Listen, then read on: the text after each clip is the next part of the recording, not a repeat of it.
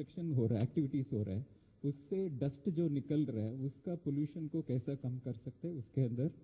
और तीसरा है कि गाड़ियाँ से बहुत जो पोल्यूशन आ रहा है उसको कैसा over a period of time कैसा क्लीन कर सकते हैं, और जो कंजेशन कैसा कम करें, और इलेक्ट्रिफिकेशन ऑफ व्हीकल्स को कैसा आगे बढ़ाएं। वो फोर्थ वन है कि हम लोग कैसा एमएसएमईज के साथ कैसा काम करें, उनका प्रोडक्शन प्रोसेसेस है और उसका पोल्यूशन कंट्रोल मैकेनिज्म है, उसके साथ कैसा इम्प्रूव कर सकते हैं। और फोर्थ वन इज़ ऑल्सो कि रोड डस्ट है जो हमारे शहरों में सड़क में डस्ट आ जाता है, उसको कैसा बहुत साइंटिफिक तरीके से कैसा क्लीन करें, ये सब में हम लोग काम कर रहे हैं। सब आपका नेतृत्व में बहुत कुछ अच्छा काम, हर सिटी में कुछ ना कुछ अच्छा चल रहा है। ये सब कैसा पीयर लर्निंग के वास्ते में कैसा हर सिटी को, हर ऑफिशियल को, हर सिटीजन को कैसा ये सब पहुंच सकता है, उसके अंदर पीयर लर्निंग के ऊपर भी हम लोग काम करेंगे। आपका नेतृत्व में we are ready to support you on anything on improving the environment. Thank you so much, धन्यवाद।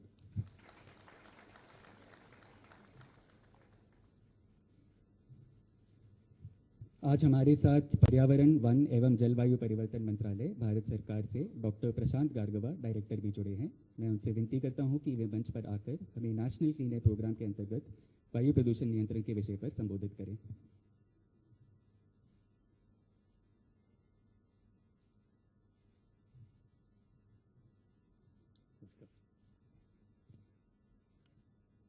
माननीय मुख्यमंत्री उत्तर प्रदेश सरकार,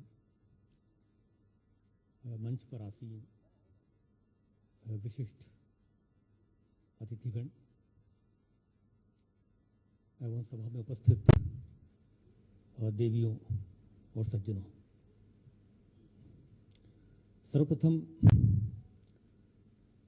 माननीय मुख्यमंत्री की गरिमा में उपस्थिति, मुझे लगता है मुझे इससे बेहतर अवसर नहीं मिलेगा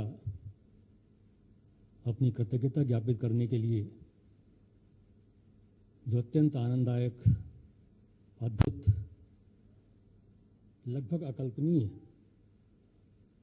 और चिरस्मरणीय अनुभव महाकुंभ के दौरान मुझे मिला।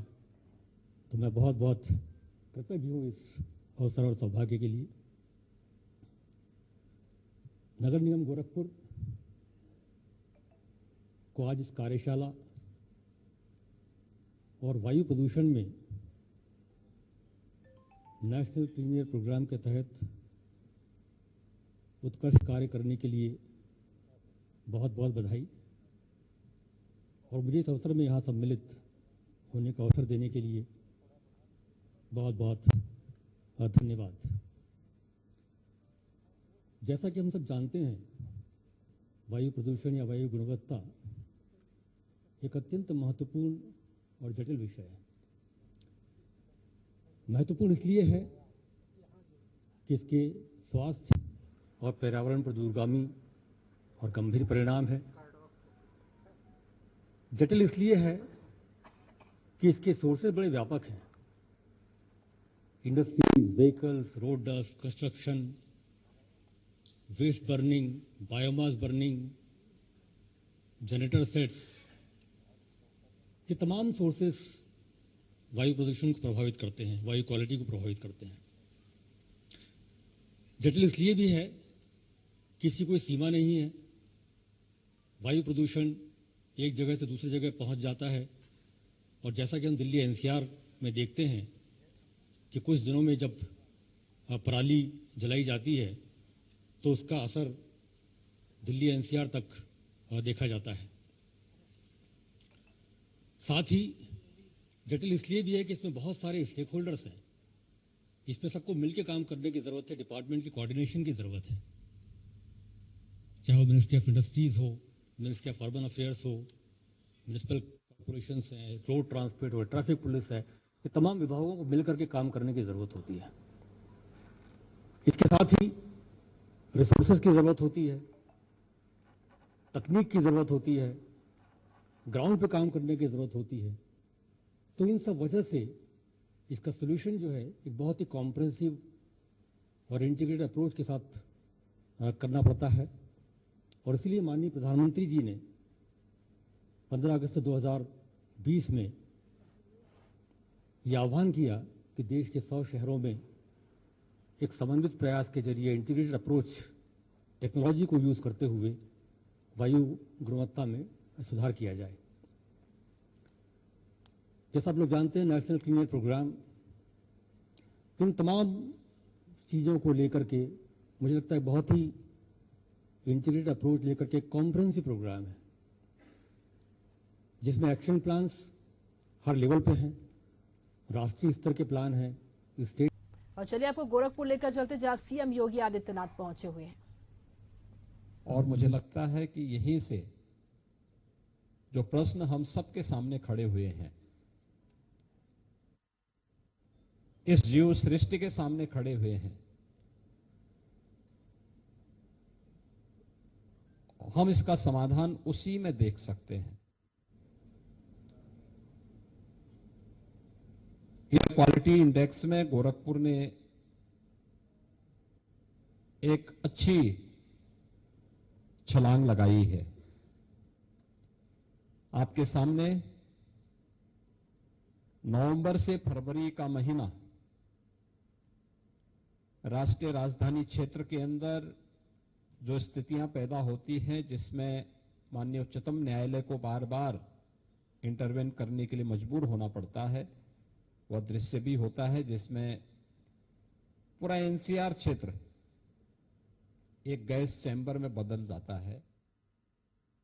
और उस समय देश के जितने भी लंग्स विशेषज्ञ होते हैं, इनके द्वारा एक हेल्थ अलर्ट जारी किया जाता है और हेल्थ इमरजेंसी के रूप में लोग कहते हैं कि जो भी लंग्स के पेशेंट हैं वे सावधानी रखें, घर के बाहर न निकलें, मास्क लगाएं, या फिर और भी बहुत सारी सावधानी उस समय इनके द्वारा दी जाती है। आखिर कौन है इसके लिए जिम्मेदार कि देश की राजधानी गैस चैम्बर में बदल जाती है? ये केवल दिल्ली के लोग ही उसके लिए जिम्मेदार नहीं होते। कहीं ना कहीं ऐसा जरूर होगा जिसमें हम लोग इन चीजों को अक्सर नजरअंदाज करते हैं, लेकिन कहीं ना कहीं कोई ना कोई कारक जरूर होगा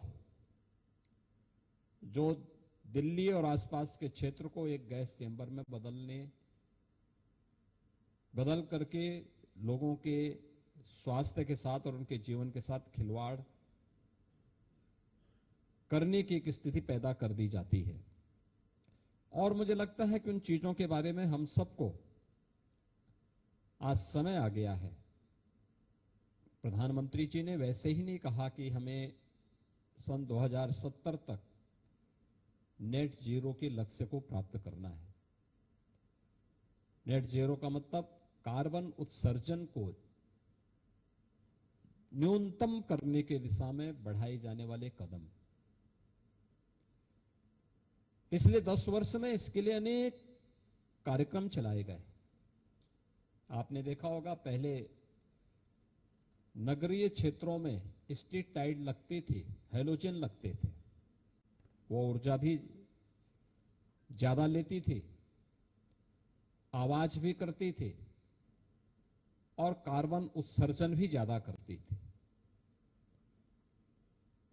कहीं लाल लाइट लग जाती थी, कहीं पीली लाइट लग जाती थी, कहीं पर किसी अन्य कलर की लगती थी और ऊर्जा की खपत बहुत ज्यादा होती थी। उसमें कीड़े मकोड़े भी आते थे, वे जलते रहते थे, उनसे भी आपने देखा होगा कितनी बदबू, उसके सामने उसके नीचे कोई खड़ा हो जाए बहुत बदबू होती थी। लेकिन